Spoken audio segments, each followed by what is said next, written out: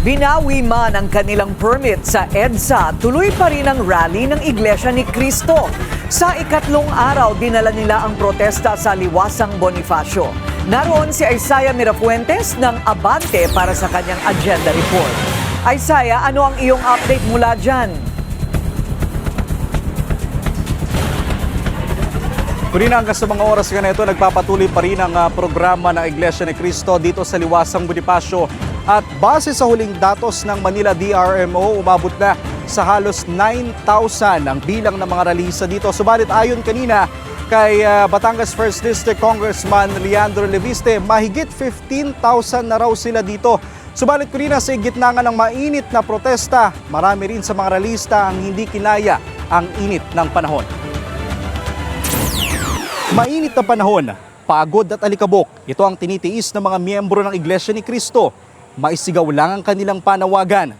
Sa isang medic station na itinayo nila dito sa Liwasan, halos sunod-sunod ang napapasugod. Kasi naglakad ako mula diyan sa may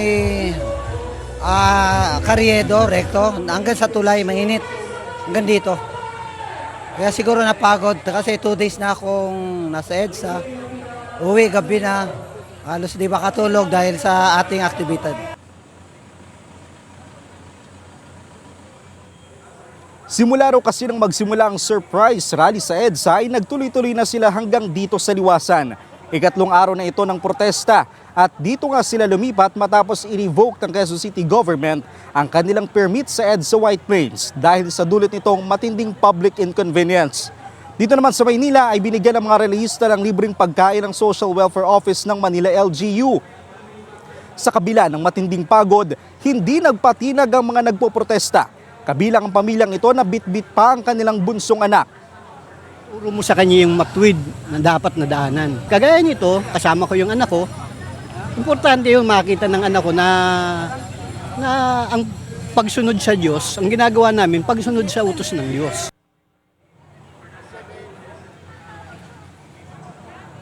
Patuloy nga ang panawagan dito na tutulan ng umano'y selective justice at pagpapakita ng suporta sa INC member din na si Senator Rodante Marcoleta.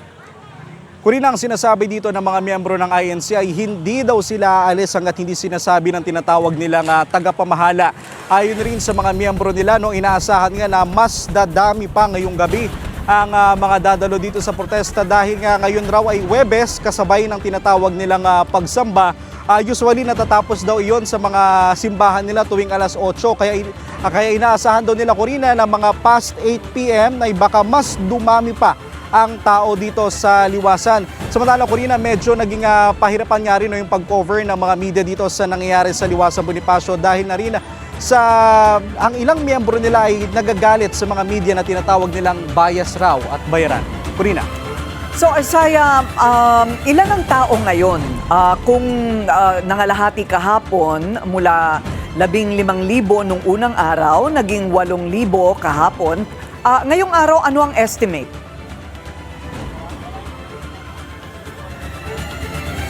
Kurina, base sa datos ng huling datos ng Manila DRMO, nung nakuha natin around 3 PM, umabot na raw sa halos 9,000 ang bilang dito ng mga relihista. Subalit kanina nga narinig natin, katatapos na din magsalita ni Representative Leandro Leviste, ang ibinalita niya sa mga relihista dito ay umabot na raw sila ng mahigit sa 15,000. At Kurina, base rin naman sa obserbasyon ko sa mga nagrarally dito ngayon, makapal rin talaga yung bilang ng tao. Sa katunayan niya, Kurina, yung sa may Loton Avenue, yung tapat ng Liwasang Bonifacio, yung isang linya doon ay hindi na nadaraanan ngayon ng mga motorista. Kurina.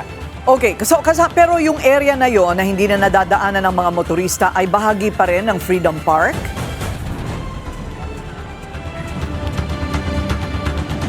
Kurina, yung area na yun actually daanan na yun talaga ng mga motorista, lagpas na siya sa Liwasang Bonifacio. Subalit nakikita natin wala nang nagawa yung mga otoridad din dahil nga makapal na yung dami ng tao, parami na sila ng parami. Subalit may mga nakita rin naman tayo, Kurina, ng mga tauhan mula sa Manila LGU na sila nagmamando ng daloy ng trapiko para yung nag-iisang linya na natitira na lang ay madaanan pa rin ng mga motorista. Kanina nga Corina, no, nung nag-ikot din tayo around the vicinity nitong Liwasang Bonifacio, yung bigat ng daloy ng trapiko umabot na nga doon sa lagpas sa Quiapo Church. Kaya yung ilang mga motorista rin may umaalma na dahil nga sa bigat ng trapiko ngayon dito sa Maynila. Corina. So Isaiah, posible ba umabot ang protesta sa Lunes, July 6, kung kailan magsisimula ang impeachment trial ni VP Sara? Corina, ang sinasabi ng mga miyembro ng INC na nandito sa ngayon, ang ginigiit nila sa atin, walang uuwi hanggat hindi raw sila sabihan ng tinatawag nga nilang tagapamahala.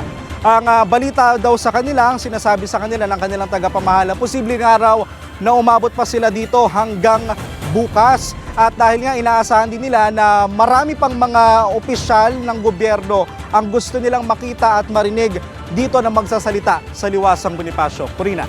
So si Congressman or former Congressman Leandro Leviste lamang ang nakita mo. May inaasahan pa bang ibang personalidad na darating?